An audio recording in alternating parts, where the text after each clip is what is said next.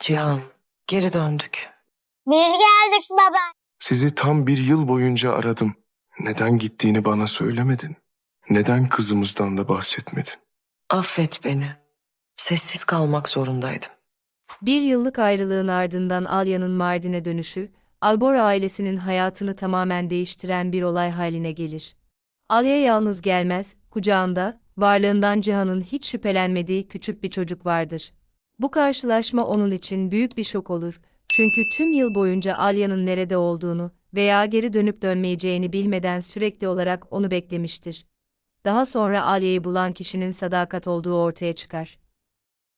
Oğlunun ayrılığından sonra ne kadar değiştiğini gören Sadakat, artık ondan uzak kalamayacağını anlar. Cihan neredeyse kendi hayatını sürdürmeyi bırakmış, herkesten uzaklaşmış ve sadece Alya'nın anılarıyla yaşamaya devam etmiştir. Sadakat onu geri dönmeye ikna eder, çünkü sadece onun varlığının Cihan'ın yaşama isteğini geri getirebileceğinden emindir.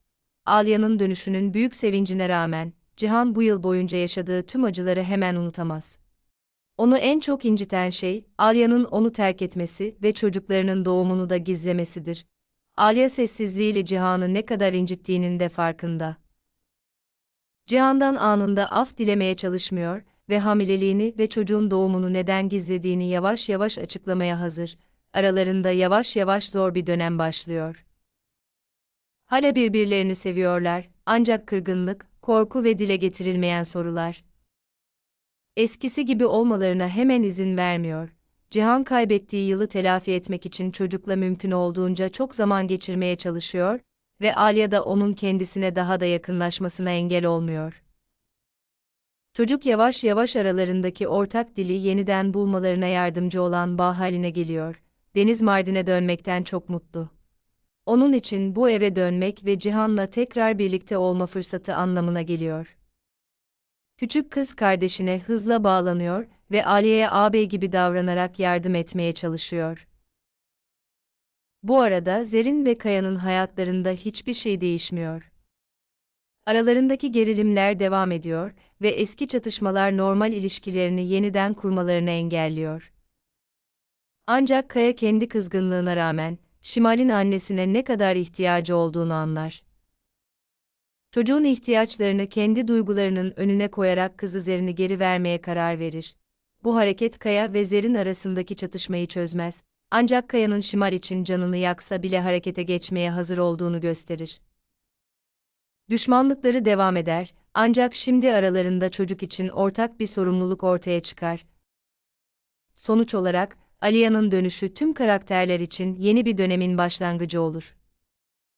Cihan ve Alya ilişkilerini yeniden kurmak, geçmişteki hataları kabul etmek ve birbirlerine güvenmeyi öğrenmek zorunda kalacaklardır.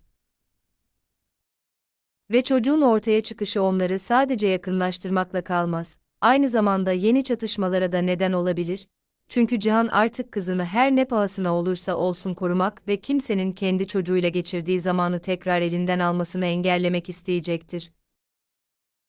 Ali'ye döndükten sonra, Sadakat uzun zamandır ilk kez rahatlayacaktır. Sadakat, Cihan'ın nihayet hayata geri dönmeye başladığını görecek, ancak aynı zamanda oğlunun Alya'yı henüz affetmediğini de anlayacaktır. Sadakat ona baskı yapmayacak. Aksine hakaretin kendisi ve Alya'nın uzun zamandır korumaya çalıştıkları şeyi yok etmesine izin vermemesi için onu ikna etmeye çalışacaktır. Zamanla Sadakat, özellikle bebeğin bakımında Alya için gerçek bir destek haline gelecektir. Çocuk sayesinde aralarında özellikle sıcak bir bağ oluşabilir. Bu arada Cihan, küçük kızıyla mümkün olduğunca çok zaman geçirmeye çalışacaktır. Yavaş yavaş kaçırdığı anları telafi etmeye başlayacak ve çocukla çok yakınlaşacaktır. Bu, Aliya'nın gerçeği saklamasının onu babalıktan mahrum etmek için değil, korkudan kaynaklandığını anlamasına yardımcı olacaktır. Ancak Cihan Aliye'yi hemen tamamen affedemeyecektir. Aralarında belli bir mesafe kalacaktır. Alya Cihan'dan af dilemeyecek ve duygularını eylemleriyle kanıtlamaya çalışacaktır. Zamanla Cihan, onu tekrar kaybetmek istemediğini anlamaya başlayacak paralel olarak Alya, Nare ile çok zaman geçirecektir. Şahin'in ölümünden sonra Nare, normal bir hayata dönmeye çalışsa da duygusal olarak hala yıkılmış durumda kalacaktır. Alya onun için acı, kayıp ve korkularını konuşabileceği bir kişi haline gelecektir. Yavaş yavaş Nare'yi, trajediden sonraki hayatın Şahin'i unutmak anlamına gelmediğini, yaşamaya devam etmeyi öğrenmek ve onun anısını korumak anlamına geldiğine ikna edecektir. Bu dönemde Yalçın, Nare'ye daha da yakınlaşacaktır. Onu uzun zamandır seviyordu, ancak duygularını dile getirmekte acele etmeyecektir. Nare'nin henüz yeni bir ilişkiye hazır olmadığını anlayacaktır. Bu nedenle Yalçın, en zor anlarında onun yanında kalacak, ona yardım edecek ve destek olacaktır. Zamanla Nare, Yalçın'ın onun için sadece bir arkadaştan çok daha fazlası olduğunu fark etmeye başlayacaktır. Başlangıçta bu onu korkutacaktır, çünkü Şahin'in ölümünden sonra yeni bir aşk düşünmekten bile suçluluk duyacaktır. Ancak Alya yaşamaya devam etmenin kaybettiği kişiye ihanet etmek anlamına gelmediğini anlamasına yardımcı olacaktır.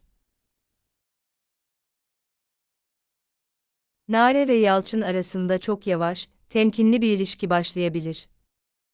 Acele etmeden ve büyük itiraflarda bulunmadan. İlk başta sadece güven, sonra ilgi ve ancak daha sonra karşılıklı duyguların farkındalığı olacaktır.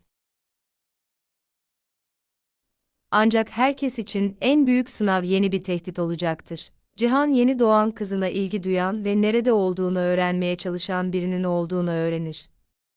Bu ailesini kaybetme korkusunu hemen hayatına geri getirecektir.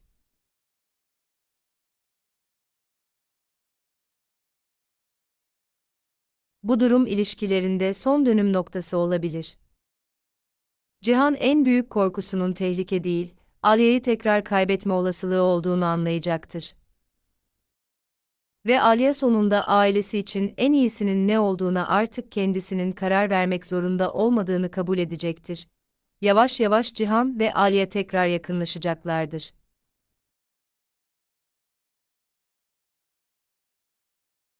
Önce çocuklar için daha fazla zaman geçirmeye başlayacaklar, sonra aralarındaki şefkat geri dönecek ve daha sonra duyguları hakkında açıkça konuşabileceklerdir.